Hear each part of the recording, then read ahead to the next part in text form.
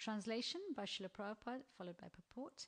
The Bhattacharya told the king, "What you have said is right according to the regulative principles governing the visiting of holy places. But there is another path, which is the path of spontaneous love. According to those principles, there are subtle intricacies involved in the execution of religious principles." Purport. According to the Vedic regulative principles, one has to be celibate before entering a holy place of pilgrimage. Generally, people are very much addicted to sense gratification, and unless they have sex at night, they cannot sleep. The regulative principles therefore enjoin that before a common man goes to a holy place of pilgrimage, he should observe complete celibacy. As soon as one enters a holy place, he must observe fasting for the day, and after shaving his head clean, he must take a bath in a river or ocean near the holy place. These methods are adopted to neutralize the effects of sinful activities. Visiting a holy place of pilgrimage means neutralizing the reactions of a sinful life. Those who go to holy places of pilgrimage actually unload the reactions of their sinful lives, and consequently, holy places are overloaded with sinful activities left there by visitors. When a saintly person or pure devotee visits such a holy place, he absorbs the sinful effects left by the common men and again purifies the holy place. Tirthi kurvanti tirthani, Bhagavatam 1.13.10. Therefore, a common man's visit to a holy place and an exalted saintly person's visit there are different. The common man leaves his sins in the holy place, and a saintly person or devotee cleanses these sins simply by his presence. The devotees of Lord Chaitanya Mahaprabhu were not common men, and they could not be subjected to the rules and regulations governing the visiting of holy places. Rather, they exhibited their spontaneous love for Sri Chaitanya Mahaprabhu. Immediately upon arrival at the holy place, they went to see Lord Chaitanya, and by his order they took Mahaprasadam, without following the regulations governing holy places. Om Gyan Timirandasya Gyananjana Shalakaya Chakshurun Militam Yena Tasmai Shri Guruve Namaha. Shri Chaitanya Manobishtam Stapitam Yena Bhutale Swayam Rupa Gadamayam Dadati Swapadantikam Vandeham Shri Guru Shri Yata Padakamalam Shri Guru Vaishnavam Scha Shri Rupam Sagrajatam Sahagana Raghunatam Vitam Tam Sajivam Sadvaitam Savadutam Parijana Sahitam Krishna Chaitanya Devam Shri Radha Krishna Padhan Sahagana Lalita Shri Vishakam Vitam Scha. He Krishna Karuna Sindhu Dina Bandhu Jagatpate Gopesha Gopika Kanta Radha Kanta Namostute Tapta Kanchana Gaurangi Radhe Vrindavaneshwari Vrishabhanu Sute Devi Paramame Hari Priye Vancha Kalpatarubhischa Kripa Sindhuvacha Patitanam Pavanebhyo Vaishnavebhyo Namo Namaha. Shri Krishna Chaitanya Prabhu Nityananda Shri Advaita Gadadha Shivasadi Gaura Bhakta Vrinda. Hare Krishna,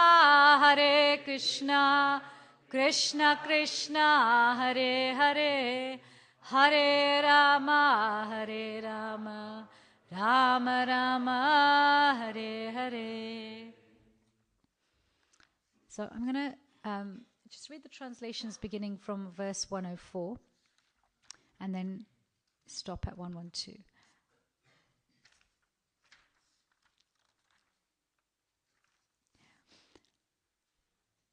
So just following on from yesterday, Sarvabhauma Bhattacharya is speaking to Maharaj Prataparudra, and we're at the junction of where he is, of the conversation where he is speaking about the mercy of Chaitanya Mahaprabhu is necessary for us to be able to understand who he actually is. And he goes on to say that Lord Brahma said, "My Lord, if one is favored by even a slight trace of your mercy, of the mercy of your lotus feet, he can understand the greatness of your personality. But those who speculate to understand the Supreme Personality of Godhead are unable to know you, even they continue to study the Vedas for many years." And the purport explains that this verse is actually a quotation from Srimad Bhagavatam, Canto 10, chapter 14, verse 29. And Srila Prabhupada elaborates on it in the Madhya Lila 6th chapter, text 84. But if we read the purport to that verse, essentially what's happening in that, when Brahma quotes this, is, he's, and Brahma says this to Krishna, is he's really describing that despite all of his amazing material opulence, his knowledge, he was a receiver of the Vedas. He didn't, he got it directly from the Supreme Personality of Godhead. So one would assume that, wow, if I'm a direct student of someone, then surely I have such a great understanding. You would assume that, right? And this is also Brahma's mood, that I have so much. Of course I will recognize who the Supreme Personality of Godhead. This little blue boy, he's just a magician. So he's been humbled, and he is now, actually saying, actually, really, it's your mercy if you reveal yourself to us. There's nothing really we can do to recognize. There's no qualification we really have, no matter how great we are. No IQ. Your IQ might get you into Mensa, but it won't necessarily, reveal the Supreme Personality of Godhead. Not the wealth that you have. Sometimes, devotees do comment, whether they see this in India or other temples, even, in other countries. They sometimes comment that, how come the devotees who have more money seem to get more access to the mercy? This is not right. But no, this is actually an incorrect observation. This is just a surface observation, because actually to know the Supreme Personality of Godhead, to be able to be in a relationship of intimate exchange with him, is actually really by his mercy. It cannot be bought by anything. Not IQ, not wealth, not beauty, not fame, not even if somebody just thinks we're a great devotee. By their speculation. Even that doesn't do anything. So Sarvabhauma Bhattacharya, the king said, actually in response, because they're observing, they're standing on this balcony observing what's going on with Lord Chaitanya and his associates. How wonderful. Right? Actually, it wasn't wonderful enough from Maharaj Prataparudra. He wanted close darshan, but he's actually hearing first from Guru. He's hearing first from the Lord's close associate. So he actually observes something. So he's making observations. Sarvabhauma Bhattacharya is commenting. And the king said, instead of visiting the temple of Lord Jagannath, all the devotees are running toward the residence of Sri Chaitanya Mahaprabhu. Sarvabhauma Bhattacharya replied, this is spontaneous love. All the devotees are really anxious, very anxious to meet Sri Chaitanya Mahaprabhu. First, the devotees will meet Sri Chaitanya Mahaprabhu and then take him with them to the temple to see Lord Jagannath. Then the king said, the son of Bhavananda Rai, named Vaninath, along with 5 or 7 other men, went there to obtain the remnants of Lord Jagannath's food. Indeed, Vaninath has already gone to the residence of Lord Sri Chaitanya Mahaprabhu and has taken a large quantity of Mahaprasadam. Please let me know the reason for this. Sarvabhauma Bhattacharya said, understanding that all the devotees have come, Lord Chaitanya gave the sign, and therefore Vaninath and the others have brought such great quantities of Mahaprasadam. The king then asked the Bhattacharya, why have the devotees not observed the regulations for visiting the pilgrimage place, such as fasting, shaving, and so on? Why have they first eaten prasadam?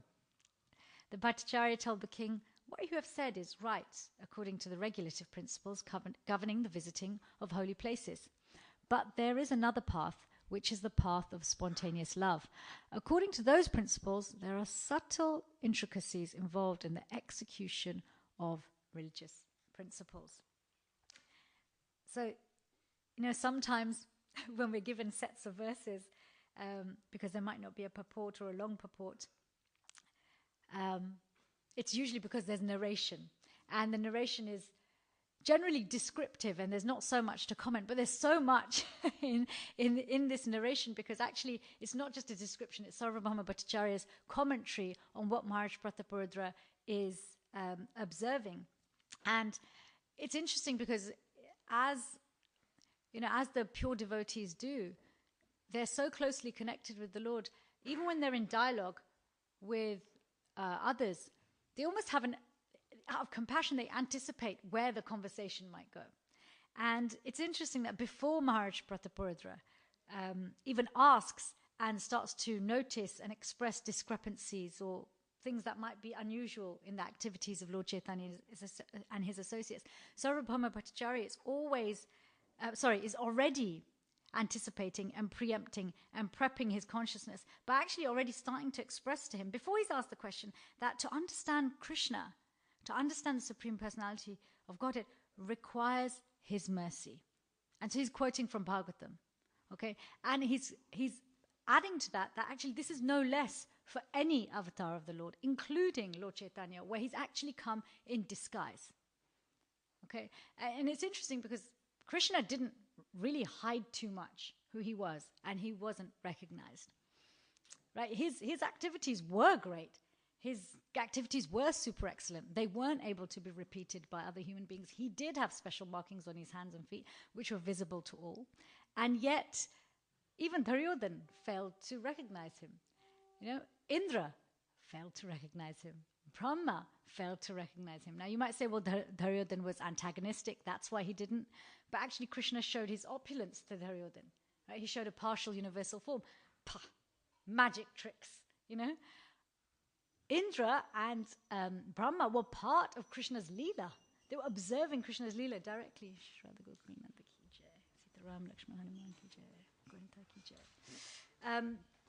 And still, they couldn't see. Do you see how, even with the Lord being literally right in front of our eyes, we may not be seeing who he actually is? Whether he's there in his personal form, whether he's there as Lord Chaitanya standing just, a few hundred meters away from our balcony, or he's come in his deity form, which is non-different to the Lord.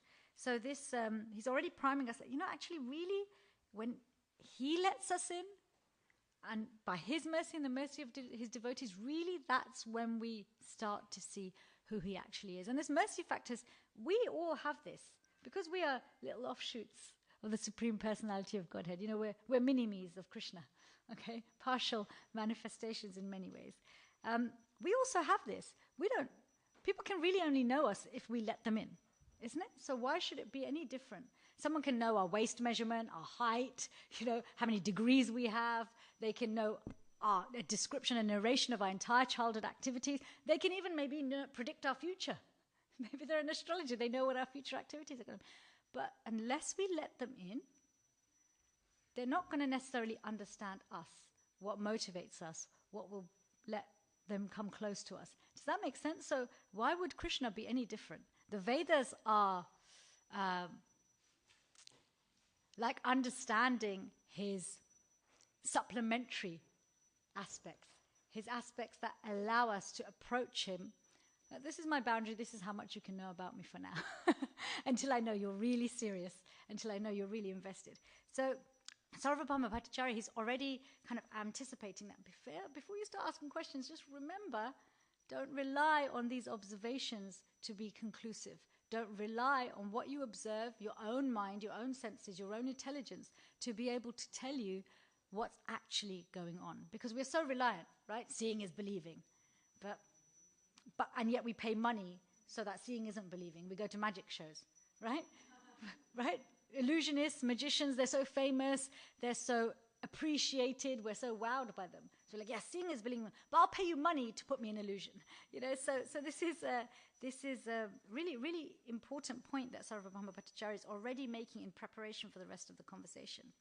So this mercy, what is the purpose of this mercy? Because one of the aspects of this mercy, when Krishna gives his mercy, is it lifts this veil of illusion, right? It's the illusion that stops us from seeing him when he's right before our eyes. And this illusion is really made up of misconceptions about who we are, okay? Because we spend a lot of time fighting our real identity, pretending it's not there, living in a shadow identity. And it's funny, we've dropped our real identity to chase after our shadow identity. How long do you chase after your shadow? Most children give it up after, at an early age. And here we are, grown adults, lifetime after lifetime, we chase after our shadow identity. Why? Because again, as an offshoot of Krishna, we are actually, our natural state is to be very strong in our identity as a servant of Krishna, in whatever rasa that is, in whatever dynamic that is. Our natural state is to be very secure in that. It's not unstable. It's not unsteady. By nature, it's not a place of insecurity or not knowing, does he love me? Does he not love me? He loves me. That's it. That's our natural state, right? I am who I am to him, and I'm most important to him. And then we take a shadow identity, which is always fluctuating, changing, right? Because it's always latched into and dependent on our surroundings and our relationships, and they're always changing. So because they're always changing, there's this vulnerability. And so we keep chasing after the shadow. Let me keep it secure. Let me keep it secure. And so when we're distracted like this, it's very difficult because it creates a web of lies that we tell ourselves.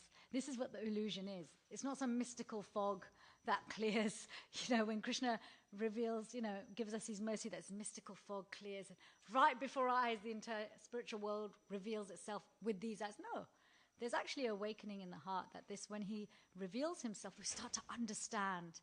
We start to understand what he's trying to tell us. We start to really hear from him. We realize actually all this web of, lies that I tell myself about who I am, I don't need to lie to myself anymore to just feel a sense of purpose, to feel a sense of appreciation, a sense of validation. I exist because Krishna loves me. That's the cornerstone of my existence. So this mercy that Sarvabhauma Bhattacharya is bestowing on Maharaj Prataparudra cannot be underestimated. We hear over and over again in class, illusion, we're in Maya, we're caught up in our, transient sense of self or false sense of self. Why is this point almost labored? Because we've forgotten so much that we forget the moment we're told. Does that make sense? It's almost like it's in one ear and out the other, and we just go back into our regular day-to-day activities, again, which are made up of that network of, lies. It's interesting, I was told something by my Guru Maharaj. I was speaking to him about, Bhakti Maharaj, he was very open to discussions about some of the challenges people might have in their personal lives, which might be affecting themselves and the community. And especially back, 20 years ago, our community didn't talk so much about challenges. There was a lot of fear around, will I be seen to be in Maya? Will I be pushed away from the community? Will I be supported? And so I was asking about some difficult situations around, toxic and abusive interactions. And he said a really interesting thing, because I was going through the same dialogue that most people do. Okay, what should you do if somebody's in a toxic or abusive situation? He said, okay, the person should try and get help. And okay, what if they don't respond to help? Well, if they don't respond to help, then the person needs to get out of the situation. Okay, but what if it's your karma? That was my next question. He said, looked very straight in my eyes. He said, you don't have to accept your karma. Yeah, that is a mic drop moment. It still echoes in my ears now, that you don't have to accept your karma. We accept our karma because we identify with the illusion. That's why we have to accept it. If we don't identify as a customer of a particular store, we never take what's, there. If you don't identify yourself as a customer of a particular restaurant, you will never even look at the menu. So then you don't have to order, let alone digest, right? And if you're already in the restaurant and you've ordered, you can cancel your order. And even if your order's arrived, you can choose not to take it. The thing is, why do we take it? I paid for it. Right? This is why we get caught up in this whole karma thing. I paid for it. This is what's coming back to me, so I now have to go back into it, and then something else comes back, and we go back and forth. So this this mood of, understand that actually, yes, we have these activities which have developed our mind and our bodies in a particular way, but that's not all we are. And we don't have to be choked by our karma, good or bad, because even the results of our pious activities can be suffocating.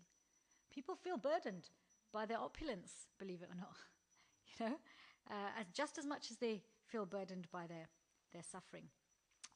The other thing I wanted to, really reflect on is Maharaj Prataparudra's mood of observation and inquiry. There is no harm in observation and inquiry at all. In fact, Srila Prabhupada encourages it. And really, it's his mood of observation and inquiry that has a powerful impact on how much Sarvabhauma Bhattacharya shares with him. And we know this from first canto of Bhagavatam, as Prabhupada's explaining the purports. And, as Shukadev Goswami is speaking to Shanaka Rishi, he's explaining that actually just as much as the speaker, the hearer's qualification is so important. And so because Maharaj Prataparudra's mood of observation and inquiry is submissive. Now, submissive doesn't mean doormat. Submissive doesn't mean blind belief. Okay? It also doesn't mean, inquiry doesn't mean blind doubt. What it means is I'm open and I actually want to know the truth. Some of you here who are teachers, whether you're teaching in the secular world or teaching in our community, maybe you're, running sanghas or mentorship, you'll see that there's different ways people ask questions, and we're also the same. We can recognize in ourselves, am I asking this question because I really want to know? Or am I asking this question because I want to put forth a challenging point? Or maybe the answer I've heard really is, irking me at the moment. I don't really want to know the truth. It's a bit too much for me right now, Prabhu. So this submissiveness, this I'm willing to hear. And if I don't get it, I'm willing to park it. And this mood, this relationship we have with our various spiritual masters, Shiksha, Diksha Gurus, etc., it's really important for us. It's really important for our spiritual development. And it's a really powerful tool in actually controlling our minds and taking control of our spiritual life. Because ultimately, behind every voice, behind everything that comes to us is Krishna. Is Krishna directing that person? Because the minute we take shelter of Krishna, regardless of how deep we've gone, just the moment we take shelter, say yes to Krishna, from that moment, he starts to intervene more proactively. Not just directed by our desires as the supersoul, but also directed by, okay, you've made this request now, let's come close together. So I'm going to very consciously, even more consciously than normal, make sure that whatever's happening to you, whoever's coming to you, is really there as a voice, a voice to lead you closer to me. And sometimes those voices make sense. Right? We all have those moments, that aha moment. It all makes sense. The message is beautiful, and the person delivering it is beautiful, amazing. And other times, though, the message is unpalatable, and maybe even the person is also unpalatable. So you have double whammy. And those times, that's still a representative of the Lord. We have to sometimes park it. So this mood of submissiveness doesn't mean immediate, but it also means that, okay, but I won't push it away, but maybe I can park it. Prabhupada even says this as in terms of the spiritual master's instruction. I saw a short clip, and I know there's a danger with short clips that there may be a loss of context, but we can use Srila Prabhupada's life and his teachings as the context. He states that, he says, the spiritual master's order is to never be given up. So it can be parked for some time if one has to get on with other things, but then it must be resumed. It cannot be neglected. There's a difference between parking and neglecting. You park your car, right, and go and do something else. You don't neglect it. You don't leave it unlocked. You don't, leave it, one wheel on the curb and one wheel off the curb and your tires and you look after it. So this is, whatever we hear, submission also means we take care with what we've received.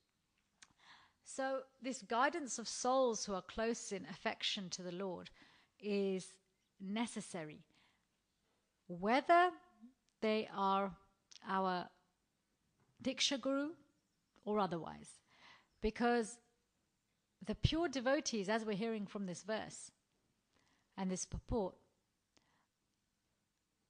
have this wonderful compassion that is causeless, because they don't really get so much from giving Krishna's love to us, and yet they get everything. They get more of Krishna's love. So when we say causeless, is they will give it to us even before we've really done anything to deserve it. And when we start to really understand what they've given us, we'll realize that anything that we thought we did to deserve it was just a drop in the ocean. So I think this is something that, as you know, we put a lot of emphasis on guru-disciple relationship and guru tattva. And yes, the Diksha Guru is the primary Shiksha Guru. But we hear from so many wonderful Vaishnavas in this community who are teaching and sharing in their own way, whether your conversation's over washing a couple of pots or whether it's in a big auditorium. Those conversations, I mean, look where this conversation is happening between Sarvabhauma Bhattacharya and Maharaj Pratapurudra. I mean, it's such an important conversation, it's made it into Shastra. Okay, where is it happening? It's happening on a balcony. Sarvabhauma Bhattacharya is not sitting on a big, Vyasasan with a microphone and 50 million speakers. He doesn't have a huge audience. He has one sincere listener. So we also can take so much example from that the association of pure devotees is essential in coming to the most Krishna conscious conclusion with our observations, just like Maharaj Pratapurudra is. Whether we're observing something, whether we're experiencing it, if we rely entirely on the filter of our mind, especially whilst our mind is conditioned, and our mind stays conditioned for a long time. Even at Ruchi and Ashakti, there is some degree of conditioning. Even at Bhav, there is a flicker of conditioning, because even up until Bhav, there is a risk of offending others. Right? As long as we are in this body, the risk of anarthas from offenses isn't actually absolutely gone until we have prem. And when we have prem, this body can usually not contain it. So, Maharaj Pratapurudra, he's inquiring submissively. He was allowed entrance to have an understanding that is a deeper way to connect with the Lord. Maharaj Pratapurudra is famous for being a devout devotee, right? Very principle-centered, strict with his regulative principles, formidable in making Krishna consciousness available to his citizens. But this raga marg, when you have affection for Lord Chaitanya, beyond the rules and regulations, where the rules and regulations are not needed to facilitate you, nor do they hamper you, then this is something else. This is some other level. This is when you can really hear the voice of the Lord, beyond even the web of lies we tell ourselves through the fanciful words of the Vedas, because we can become attached to also mode of goodness, right? We can get attached to our identities as a devotee in a particular community. And we might not be sectarian within our community, but we may be sectarian against other communities. If we look at Manashiksha, one of the verses in Manashiksha actually speaks about how we must rid ourselves of this sectarian mentality and love all devotees of the Lord, and even those who are doing welfare for mankind. Sometimes we might, look down upon those who are doing welfare, but they're still doing Krishna's work. Right? They'll also, at some point, say yes, in whatever shape or form they're ready for when they're ready. So, Sarvabhauma Bhattacharya is actually really giving Maharaj Pratapurudra, he's showing him the path, the entrance to the way of the heart, rather than the way of process. Right? You want to get from one side of a forest to another. We use a map usually, right? Because a forest can be very easy to get lost in. Unless you're a botanist, most trees look the same, right? And most dirt looks the same. But do you know what I mean? If you're not good at putting down landmarks, have breadcrumbs with you, and even then the birds will eat those. You need a map. But if someone you really care about is on the other side of the forest, you will find a way to get to the other side, no matter what. Path in place or no path in place. So this is the way of the heart. This is the way of the heart. So in the purport, Srila Prabhupada does spend some time talking about why Vedic injunctions can't be ignored. Okay, because our minds are, they're tricky things. They're tricky things. They'll do anything to strengthen that web of illusion. One might read this and go, okay, well, I need to then just work on what my feelings are like towards Krishna. and until my feelings are there, maybe I can just put aside some of these principles that Prabhupada has given me, maybe relax a bit with those because I want these feelings to wake up. But actually, Prabhupada's explaining that those feelings that are being talked about, this raga marg, is coming from the spiritual heart. It's not this emotional heart that's part of this mind and this psyche, okay? It's coming from the spiritual heart. And so if we give up the process that gives us the taste and the way to have and access our real heart, our permanent emotional state, right? Then we're never going to get there. We're never going to get there, right? That this thing that, I'm going to start chanting more rounds when I'm feeling more enthusiastic about it. If we don't chant, we'll never feel enthusiastic about chanting. Does that make sense? Even deity worship, the enthusiasm with deity worship increases. And then it ebbs and flows because we get purified. And this is why Prabhupada's elaborating that the Vedic injunctions can't be ignored, because the methods and routines and prescribed activities around the execution of devotional service, as established by the Guru, okay, help to clear the veils of identity which are made up of our pious and impious acts, okay, as well as our impurities. So these purificatory rites, what they're really doing is making us fit to enter the holy dhams. Let me just break that down a little bit, because sometimes analogies help us a bit more.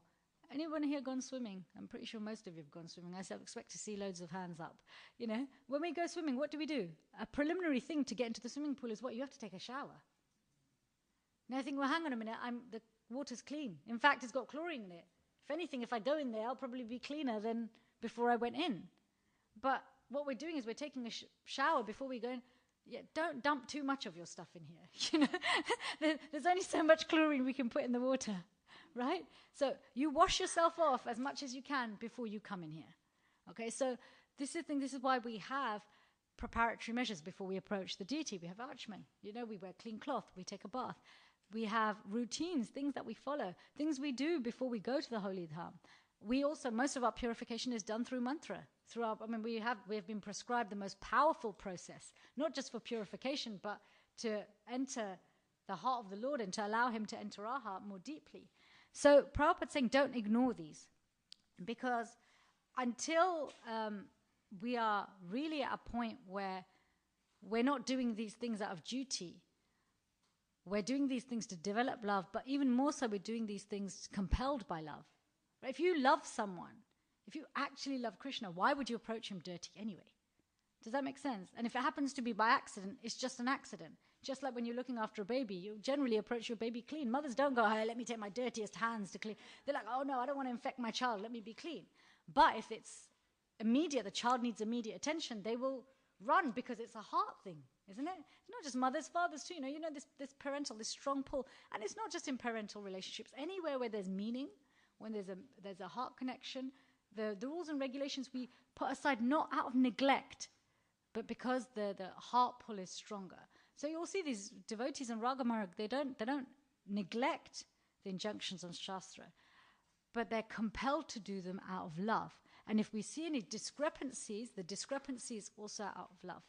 Okay, so this is Prabhupada saying, don't give them up. Don't use this verse to think that, okay, well, because I want to get to spontaneous devotional service, let me just start doing that now. No.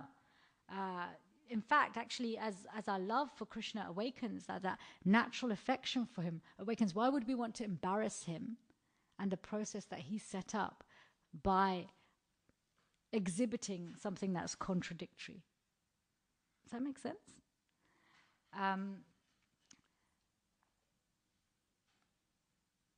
Actually, I want to share something from the actual purport that is quoted. Prabhupada goes on to say that how the souls who have achieved the goal of the Vedas, okay, what's the goal of the Vedas? To always think of Krishna and never forget him. Right? Krishna gives us a very short, he gives the conclusion in Bhagavad Gita. This phrase, shukshma dharma marma. Okay. Shukshma means subtle, and marma is like points, intricate points, delicate points, right? Those who do Ayurveda, they know about marma points. They're these very subtle points, very specific points, right? So shukshma dharma marma is there's the subtle intricacies of the Vedas. And the subtle intricacy of the Vedas is this one statement that always think of me, never forget me. So those who have already achieved the goal of the Vedas, they're always thinking of Krishna and they're never forgetting him. So they become like walking dhams.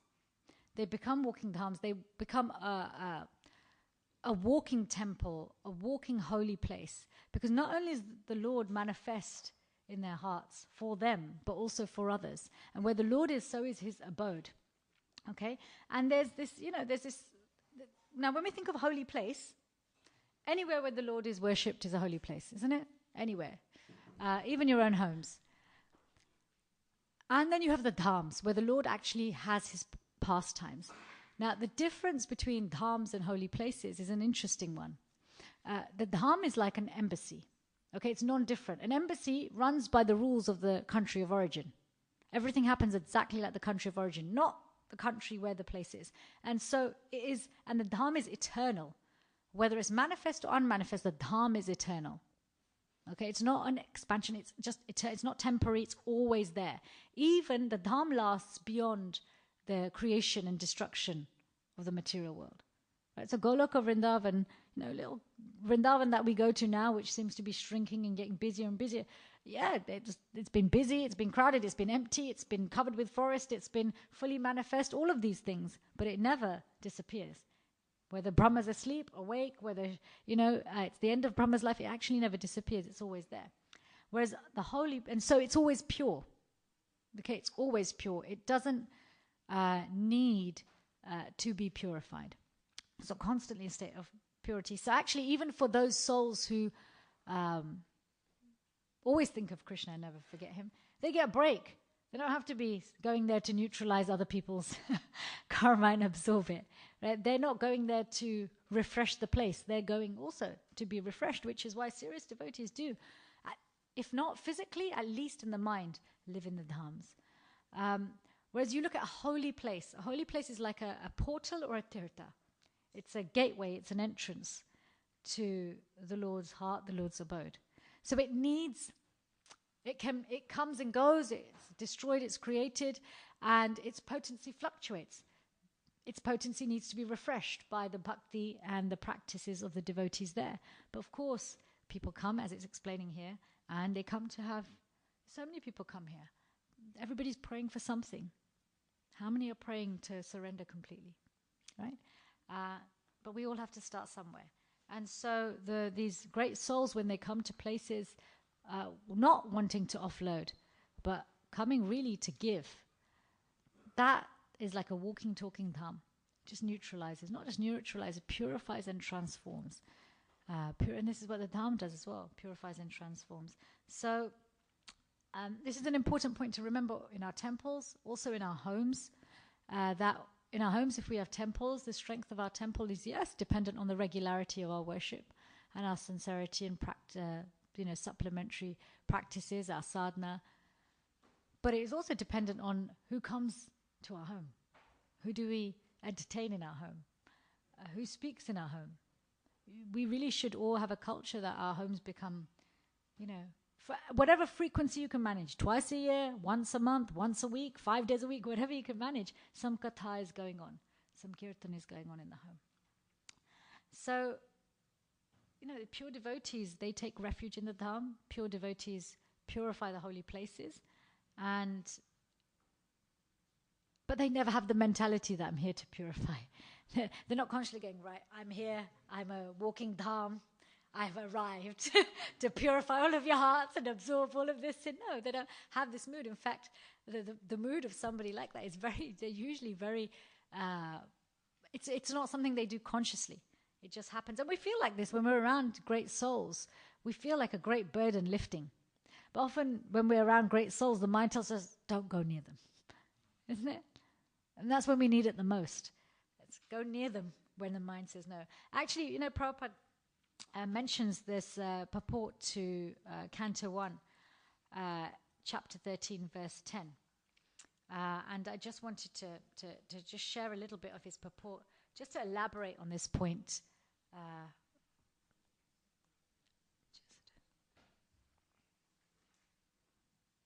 So in this in this verse, verse 10 of chapter 13 of Canto 1, Yudhishthira Maharaj is speaking to Vidura, who's returned from pilgrimage. And he's inquiring many things. And he actually comments, he says, "My Lord, devotees like your good self are verily holy places personified. Because you carry the personality of Godhead within your heart, you turn all places into places of pilgrimage."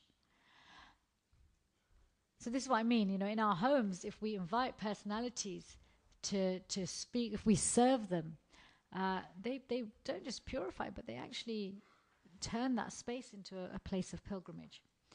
Srila Prabhupada says, I'm just going to lift certain sections. The Lord's omnipresence is perceived and manifested by his unalloyed devotees like Vidura, just as electricity is manifested in an electric bulb. A pure devotee like Vidura always feels the presence of the Lord everywhere. He sees everything in the potency of the Lord, and the Lord in everything. If anyone visits a holy place, he must search out the pure devotees residing in such holy places, take lessons from them, try to apply such instructions in practical life, and thus gradually prepare oneself for the ultimate salvation, going back to Godhead. Now, visiting Vrindavan has become easier than ever before. It's also less austere. You can have anything from a 5-star hotel to 1-star budget, or sleep in the ashram. And so it's attracting all sorts of people. And even in our devotional community, unfortunately, I'm seeing a culture infiltrating, and this is not a criticism, it's just an observation, that devotees are going to Vrindavan very early in their Krishna consciousness, but neglecting hearing, neglecting inquiring, neglecting studying, and neglecting understanding the dharms through the purports and explanations of senior devotees. And they'll say, oh, I'm going to go to Vrindavan and just absorb myself. And usually, how long can somebody who's, if we're, especially in the early stages of our Krishna consciousness, absorbing ourselves is difficult anyway, right? After a few days in the Dham and the purification starts, it's even more difficult, and one ends up making offenses.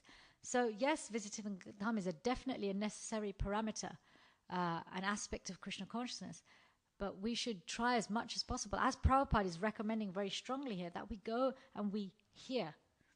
Okay, hear, search out the pure devotees residing in such holy places, those who reside there, those who take devotees there, take lessons from them, and try to actually apply those instructions in practical life and prepare ourselves. He goes on to say that later on in the purport, the personality of Godhead is always with such pure devotees because of their unalloyed service, which is without any tinge of fruitive action or utopian speculation. Utopian speculation. They are in the actual service of the Lord, specifically by the process of hearing and chanting.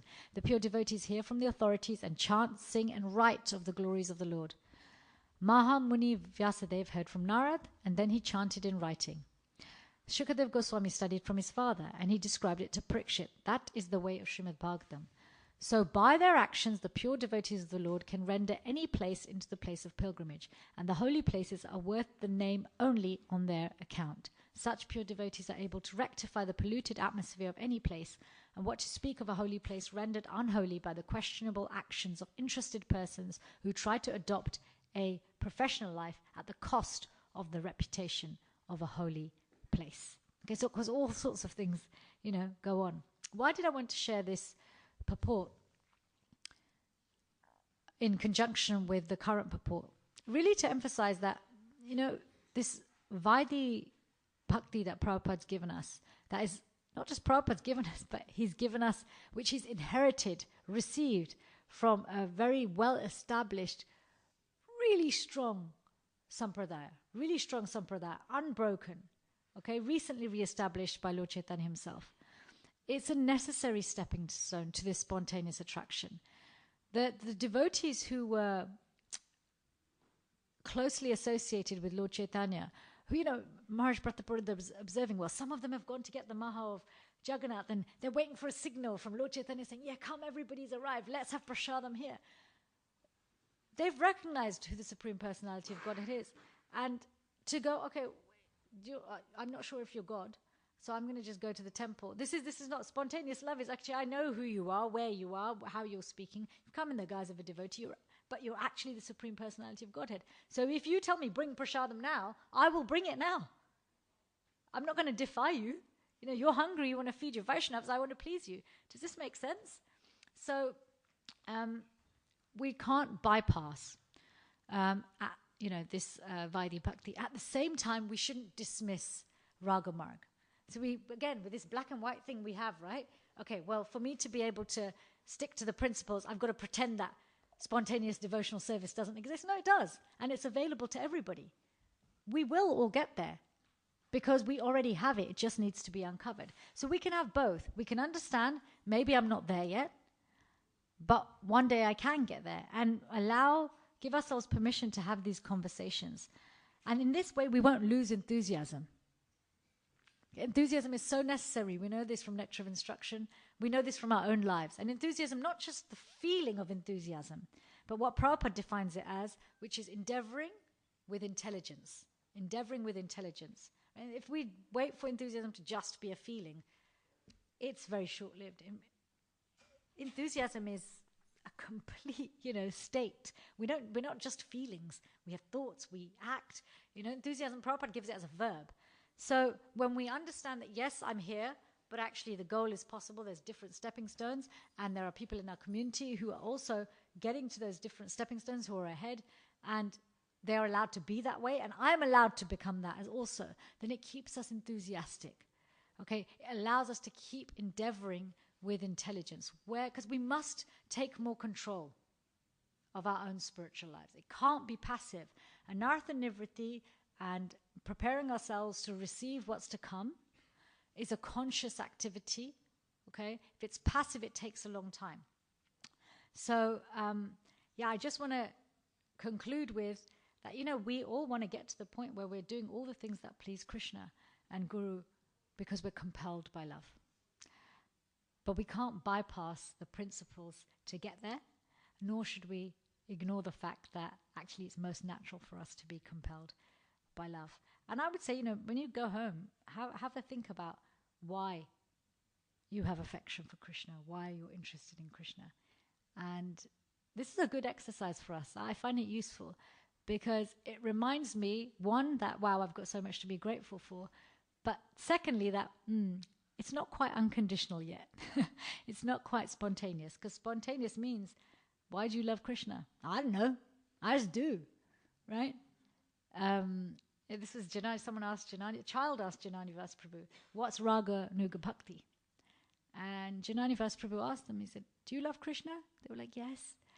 I said, why do you love Krishna? I don't know, I just love him. He said, that's spontaneous. So thank you very much. We have some time for your comments, your own reflections. This has been such a nice section of CC to share with all of you. Please.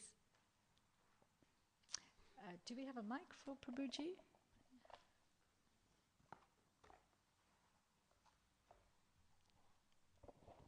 For me, the basic knowledge comes through Srila Prabhupada, and he says in Bhagavad Gita that to get that knowledge, we have to inquire submissively and render service to this self-realized souls. They impart knowledge to you, so you learn all the things that you need to know from the self-realized soul. And 434, you're looking at the purport. Yeah. And then 435, it says, having obtained, I've lost my place, but having obtained real knowledge from the self-realized, having obtained this knowledge from the self-realized souls, submissively serving them, then you'll never fall again into illusion, for by this knowledge you'll understand that all living beings are part of the Supreme, and they belong to me. And that belonging to me is that we have a destiny, a place to go that is forever free from this material existence. And when Krishna says, when it says they belong to me, that means we belong back with him. That's what I see it. Thank you. Thank you for keeping us enthusiastic with the destination in mind. Hare Krishna. I think there's a couple of, at the back, version of Krishna, and then Nitya Kirtan Prabhu, and then yourselves. Hare Krishna, thanks for class. My question was that you made this point, you don't have to accept your karma. Could you just give a couple of examples to illustrate that?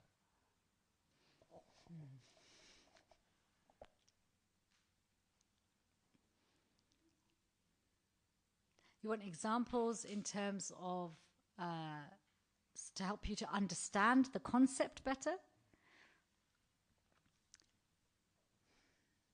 The best example I can give is, we often talk about that karma that's already manifest, right? That, you can't take that back. You can't get rid of that. We have got more that is manifest than we realize. We forget that the already manifested karma is, for example, this body, the color of our hair, our height. There's so many things that we can't change, right? But we don't have to accept them. We don't have to be defined by them in our relationship with Krishna. And we see examples of this throughout Shastra. And it's shown at that point when various Vaishnavas in various different varnas and ashrams and situations decide to drop and not accept their karma and just surrender to Krishna's instruction. For example, you look at Arjun. After 45 minutes of hearing from Krishna, he stops accepting his karma. His life is no longer dictated just by his karma because he completely surrenders. Margatvanga, he's only got a few moments left to live. He's giving up this body. Now, he could accept future bodies, more bodies. There's always something in the ether, but he doesn't. He surrenders completely, gives up his karma, doesn't accept his karma. So many examples of this. There's you look at Maharaj Parikshit. Now, he's been cursed. There's this snake bite arriving. And the only thing that snake bite was able to harm was his body. It couldn't touch him. Does that make sense? So not accepting our karma is not about trying to block an activity from happening to us. And this is the thing that I think, Maharaj really wanted, I think, especially when he communicated this, it's not just about stopping the situation, it's really about how am I receiving this. It's like the attitude that you have towards it. Yeah, absolutely. Because when our attitude changes, a lot of the enemies of the mind, they abate. Whether it's fear, anger, whatever it is, disappointment, dejection, they abate. Because all of those, they bewilder the intelligence. We don't take proper action when we're under the influence of those. And when they abate, it's much easier then for us to act in a way that is best, not just for our Krishna consciousness, but also best for the reality at hand. We're not swayed by our attachments or repulsion to various social dynamics. Because if we're honest with ourselves, even how we view our position in society, we cling to particular social parameters and others we actually are repulsed by. And we're all different like that. And we'll cling to Vedic parameters that suit us and neglect the ones that don't suit us. Does that make sense? We cherry pick. So this thing about we don't have to accept our karma is really more about surrendering. The only real way to not accept our karma is to really do an about turn, pivot. Does that make sense? Kirtan Prabhu? Hare Krishna. Thank you for such a wonderful class. Really opened up my mind to things I hadn't thought about before. Regards karma, how do we understand the difference between something that Krishna wants and something that is, let's say, is our karma? So sometimes I get asked the question that, let's say somebody is struggling to get married, they're looking for a partner. And then they're struggling, and then it's like, oh, well, maybe Krishna doesn't want me to get married. So how do we understand that what Krishna wants, and that we should keep trying, or actually it's just our karma and we have to go through it. Yeah, because there's a karmic ceiling to things, isn't there? Because all this thing that's thrown around that you can get anything you want whenever you want, just put your mind to it. Well, no, you can't have it whenever you want. You might have to wait a few lifetimes, you know. But it makes a lot of people a lot of money. That just getting people into that mindset. It's a good question, and it's one that comes up frequently. So, I think our nature to want to understand why something is happening to us is that we're looking for the grace in it. We're looking for the grace in it. We're looking for the good favor in it. And when things are difficult, it may be easier for us to accept the difficulty, knowing that, oh, Krishna wants this. Krishna never wants us to be in difficulty. He's a loving person. He's the personification of love. The personification of love is not going to go, my preference is you suffer to come to me. This is not the voice of a loving person. Okay?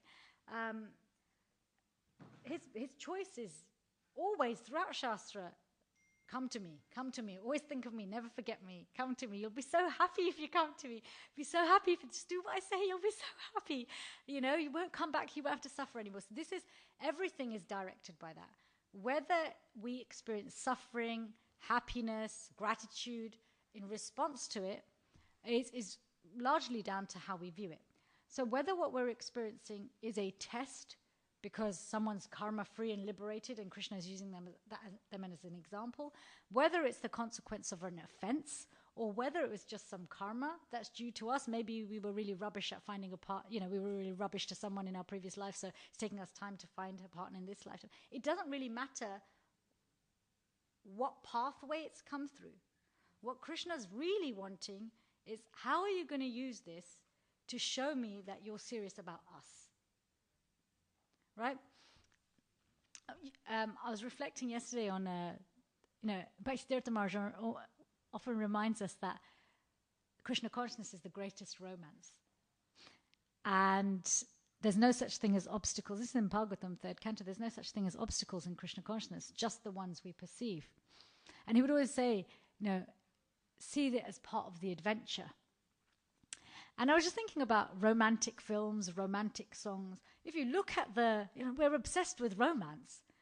What does romantic mean? Romantic actually means the best way, the most close, right? That's what romantic means. And so we want romantic friendships, we want romantic romance, we want romantic everything, like the best of everything. I was just thinking about romantic films in terms of conjugal love, or even something like Frozen. Okay, it's a romantic sisterhood, isn't it? Well, yeah, I'll do anything for you. That's the romantic mood. I'll do anything for you. And actually, if you look at the storyline of a romantic, two people meet, they fall in love, they get together. You could do that movie in 60 seconds, right?